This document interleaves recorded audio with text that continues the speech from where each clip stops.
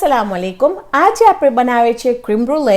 આ ઘણા બધા માણસોને આ રેસિપી ખપતું હતું કારણ કે એમ લાગે છે કે બહુ જ અઘરું છે બનાવવા માટે, પણ એકચ્યુઅલી એટલું બધું અઘરું નથી, બહુ જ આસાન રેસિપી છે। એમાં થોડાક ઇન્ગ્રીડિયન્ટ્સ છે અને જલ્દી થઈ જાય છે। તો આપણે શરૂ કરશું। અહીંયા છે મારી પાસે 3 કપ, હું એમાં હેવી વ્હિપિંગ ક્રીમ નાખી છું।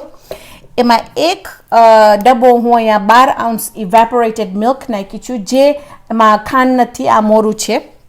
તો તમે અહીંયા જોશો આપણા કપમાં તો તમે દેખાશે કે 4 કપથી ખાલી જરાક વધારે છે અહીંયા,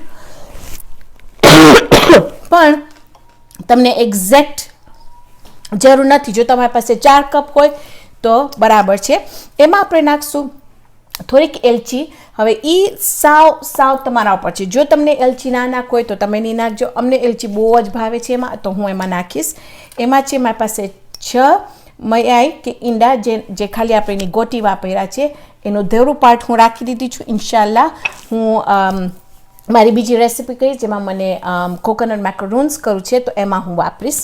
પછી અહીંયા છે મારી પાસે 1/4 કપ, જેમાં આપણે ખાંડ નાખશું। હું ઓછી ખાંડ નાખું છું કારણ કે મને બહુ મીઠું નથી ગમતું, ને એના ઉપર આપણે આવીને પણ એક વખત આ બેક થઈ જશે, પછી આપણે એના ઉપર બીજી ખાંડ નાખીને આપણે બાળશું તો એ પણ મીઠું હોય છે, તો મને બહુ મીઠું નથી કરવું આ ડિઝર્ટ। પછી મારી પાસે છે અહીંયા રેમકિન્સ, જે તમે ઓવનમાં નાખી શકો। 6 લગભગ એમાં આવશે। તમે એક ટ્રે ખપશે, એમાં આપણે ગરમ પાણી નાખી ઓવનમાં નાખશું 350 ડિગ્રી ઉપર, 325 ડિગ્રીઝ ઉપર આપણે એને નાખશું, અને એ બેક થશે લગભગ 45 મિનિટ્સ માટે। પછી આપણે એને 2 કલાક સાવ ઠારશું અને ફ્રીજમાં નાખી દઈશ કે સાવ ઠરી જાય। એક વખત સાવ ઠરી જશે પછી આપણે આવીને એના ઉપર આપણી ખાંડ છાંટશું। તો ચાલો આપણે શરૂ કરીએ। તો અહીંયા તમે જોશો કે હું બધું આપણું દૂધ એમાં નાખી દીધી છું, આપણું ક્રીમ, અને આપણે ખોબરશું કે જરાક અહીંયા જે એન્ડમાં અહીંયા જરાક ફલફુલા થવા આવશે, ખાલી થોડાક જરાક ફલફુલા થવા આવે એટલે આપણે એને ટેમ્પર કરશું આપણું અહીંયા મયાઈ સાથે કે ઈંડું સાથે, અને આપણે આ દૂધ ઉકાળવું નથી જરાય પણ। તો એક વખત ફલફુલા થવા માંડશે પછી હું તમને બતાવીશ કે આપણે બીજું શું સ્ટેપ કરશું। સો હવે આપણે આપણી બકોલીમાં આપણા ઈંડા નાખીને ફાઇન રીતે એને મિક્સ કરશું। પછી આપણે આપણી ખાંડ એની અંદર નાખી દઈશું અને એ પણ બરાબર ફાઇન રીતે આપણે મિક્સ કરશું, ને ખબરશું કે આપણું દૂધ જરાક ઉકાળવા આવે પછી આપણે એ બધું સાથે મિક્સ કરશું। આપણું વનીલા અંદર નાખી દઈશું અને આપણી થોડીક એલચી અંદર નાખી દઈશું, જેટલું તમને નાખવું એની અંદર। હવે તમે જોશો અહીંયા સાઈડમાં તો તમે જોશો કે ઉકળવા આવ્યું છે, એટલે આપણું દૂધ તૈયાર છે।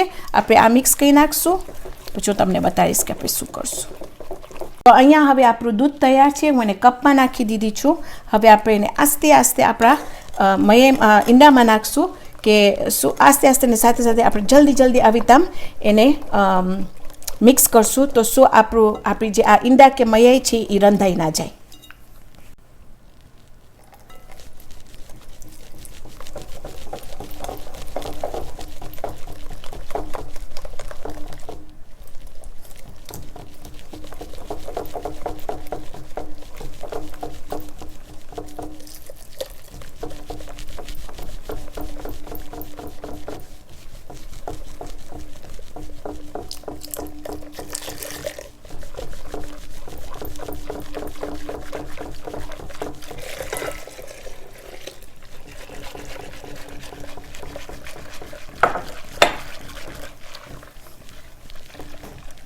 તમે જોશો કે આ બરાબર ફાઇન તે મિક્સ થઈ ગયું છે। હવે હું એને પાછું આ બકુલીમાં નાખીશ કારણ કે ઇઝી થશે મારા માટે, બધી બાજુ ધોરાશે નહીં। ઓકે,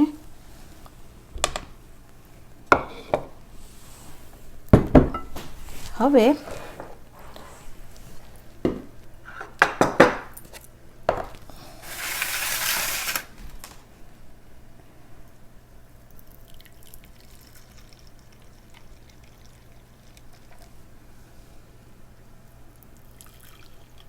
આપણે નાખીને આવી રીતના, પછી તમને બતાવીશ કે આપણે કેવી રીતના ઉપર પાણી અંદર પ્લેટમાં પાણી નાખીને ઓવનમાં નાખશું.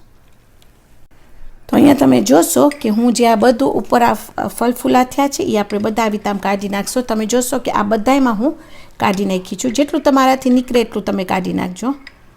પછી આમ એના ઉપર ખાંડ આવી જશે તો દેખાશે પણ નહીં.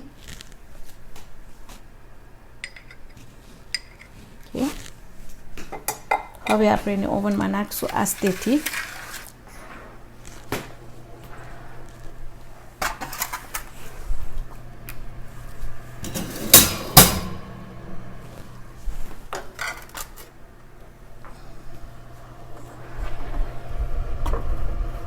તમે જોશો કે આપણે આની અંદર પાણી નાખશું લગભગ 1 ઇંચ ઉપર આવું ખપે. ઓકે, હવે આપણે એને અંદર નાખી ને બંધ કરી નાખશું 45 મિનિટ્સ માટે. પછી આવીને હું તમને બતાવીશ કે કેવું લાગે. કસ્ટર્ડ તૈયાર છે. હું એને ઓવનમાંથી કાઢી ત્યારે જરાક આમ હલાવવામાં જરાક હલતું હતું, પણ હું એને કૂલ કરી ફ્રીજમાં રાખી દીધી 2 કલાક માટે. અને ખાસ મારું ટાઈમર રાખી હતી તો ફાઇન ઠંડુ થઈ ગયું છે. હવે મારી પાસે અહીંયા 2 જાતની ખાંડ છે. એક છે મારી પાસે રો શુગર કે છે એને, તો એ તમે જોશો તો એના જરાક આમ મોટા છે કર્નલ્સ. ને આ સાવ ફાઇન શુગર છે, આઈસિંગ શુગર નથી, આ રેગ્યુલર શુગર છે. તો હવે આપણે એની ઉપર થોડુંક આમ છાંટશું, પછી જરાક આમ હલાવશું કે એના ઉપર ફાઇન ખાંડનું લેયર હોય.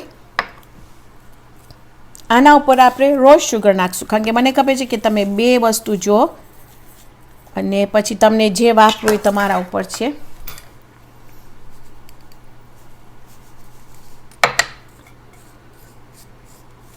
ઓકે, હવે તમારી પાસે જો આમ બ્લો ટોર્ચ હોય જે મારી પાસે છે એવી તામ બેટર છે.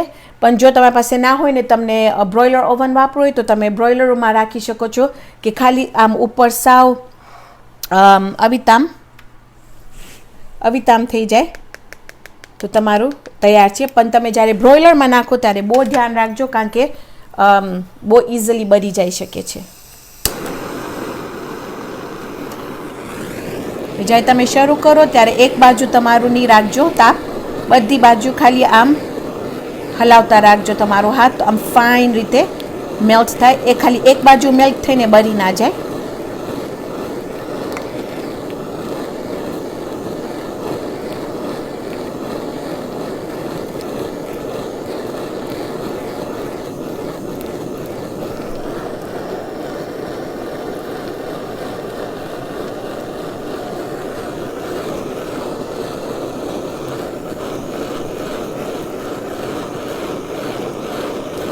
તમારા ઉપર છે, તમને જેટલું કરવું હોય.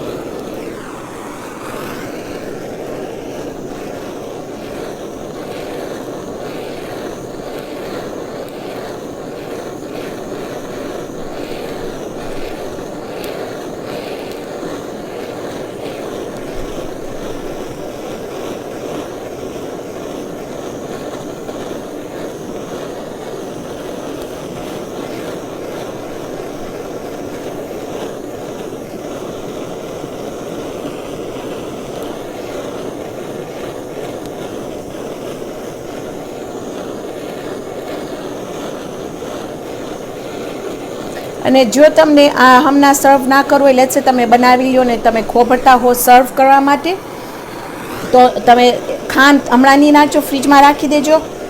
સર્વ કરવા પહેલાં જ તમે એના ઉપર ખાંડ રાખજો. નીકળ તો શું થશે કે સાવ ઓગળી જશે આ ખાંડ, અને આવી તામ હાર્ડ નહીં હોય ખાવા માટે.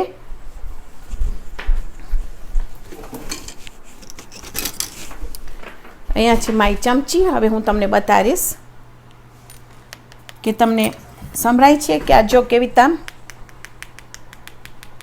એ તામ હાર્ડ હોવું જોઈએ. પછી એને તામ ક્રેક કરવાનું. હવે તમે જો અંદર, મને ખબર છે કે તમે ખાસ જો અંદર કે કેટલું ક્રીમી છે.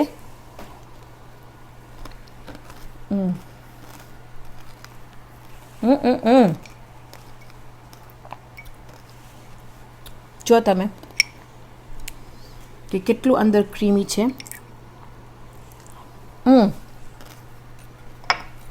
Rich desert. પણ